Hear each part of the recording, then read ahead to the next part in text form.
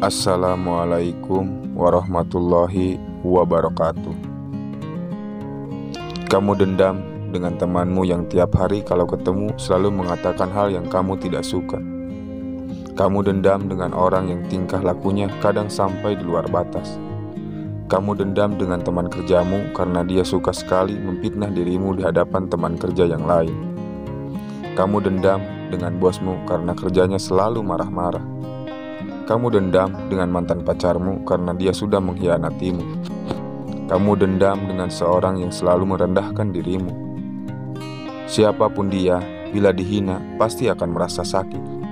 Siapapun dia, bila diremehkan, pasti akan marah. Dan siapapun dia, bila mendapat perlakuan yang menyinggung perasaan, pasti ingin membalaskan dendamnya. Ketika kita merasa terusik, ketika ada orang lain yang mulai meremehkan kita, dia menganggap diri kita lemah dan tidak mampu. Pasti ada rasa sakit yang terbenam dalam hati. Dan rasa sakit itulah yang membuat kita ingin membalaskan dendam kita. Kita ingin dia merasakan apa yang kita rasakan. Kita ingin dia menerima perlakuan yang sama seperti dia memperlakukan kita. Kita ingin dia menangis. Kita ingin dia terluka. Dia harus merasakan hal yang sama.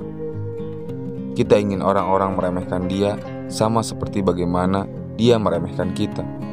Tapi apakah setelah dendam kita terbalaskan, setelah keinginan kita membuat dirinya merasakan apa yang kita rasakan terpenuhi, terus kita nantinya akan bahagia? Mungkin iya, tapi sifatnya hanya sementara. Balas dendam dengan cara yang sama hanyalah menutupi banyak pintu, menghilangkan banyak kesempatan, mengarahkan pada satu tujuan yang pada akhirnya hanya menghasilkan kepuasan yang semu. Balas dendam dengan melakukan hal yang sama seperti apa yang mereka perbuat sama saja membuat kamu tidak lebih baik dari diri dia. Ketahuilah bahwa ketika ada orang yang ingin menjatuhkan dirimu, berarti kamu sudah berada di atas mereka. Ketika ada orang yang memfitnah dan suka ngomongin kamu dari belakang, berarti kamu sudah berada di depan mereka. Kalau ada orang yang tidak ingin melihat kamu bahagia, artinya mereka tidak bahagia. Kalau ada mantan pacarmu mengkhianati dan selingkuh dengan yang lain, bersyukurlah, karena berarti Tuhan sudah menyiapkan orang terbaik setelah dia. Tuhan lagi menguji kesabaran kita melalui mereka. Tuhan ingin kita belajar melalui hinaan, cacian, dan pengkhianatan yang dilakukan oleh mereka. Tuhan ingin kita menjadi manusia hebat dan belajar melalui mereka.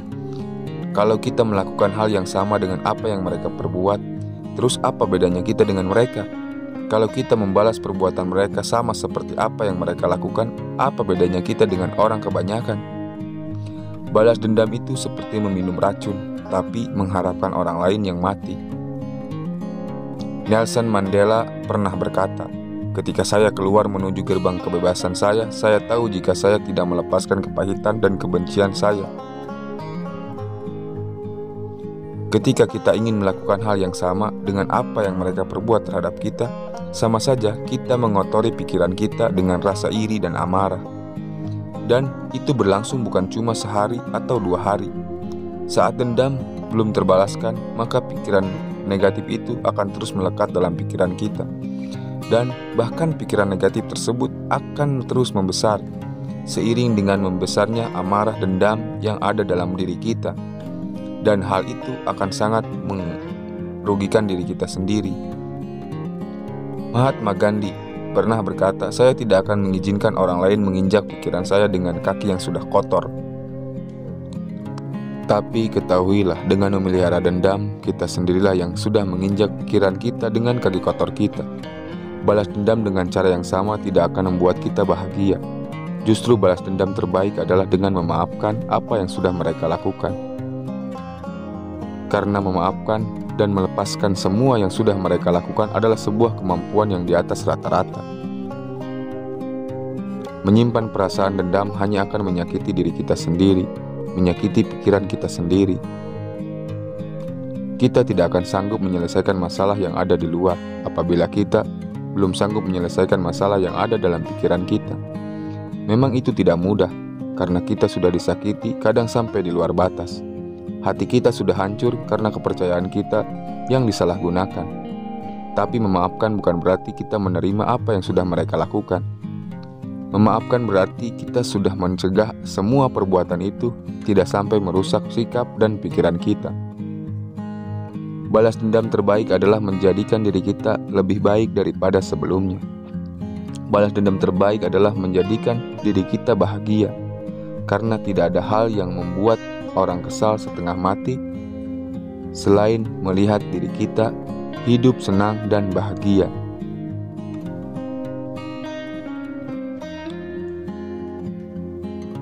Terima kasih. Wassalamualaikum warahmatullahi wabarakatuh.